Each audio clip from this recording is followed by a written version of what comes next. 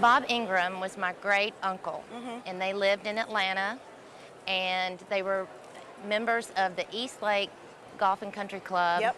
in Atlanta, and that's where he met and became friends with Bobby Jones. And they played golf together. They played on a regular basis 30s and 40s? in the 30s and 40s. Did they play at Augusta too? I can only assume that they did because my uncle was a member at Augusta as well and had standing yearly tickets at the Masters. Wow. And these Bobby Jones actually gave to your great uncle. He did. You know, a lot of people would say that Bobby Jones was the Tiger Woods of his era. Yeah. No. Tiger Woods is the Bobby Jones of today. Bobby Jones won 23 out of 52 tournaments he entered in the 20s, and he culminated his career in 1930 at the age of 28, winning the Grand Slam, which at the time, US Open, British Open, US Amateur, and British Amateur. With Bobby Jones, it was only the beginning.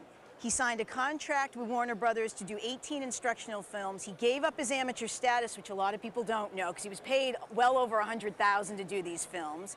He developed golf clubs with Spalding. He was in World War II as a lieutenant colonel and an intelligence officer. And in 1934, best known, he started the Masters, helping to design the course with Alister McKenzie and helping to put together the club with Clifford Roberts. Now, in the 50s, that's when Augusta became really famous.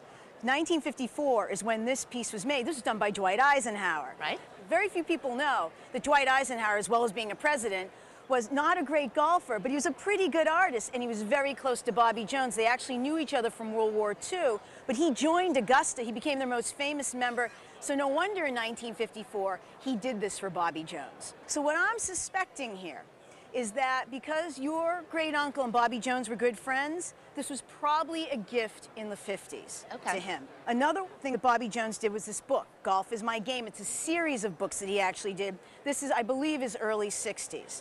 Okay. Now, these signed books are fairly common, and they sell anywhere between $800 and $1,500. Okay. This you don't see.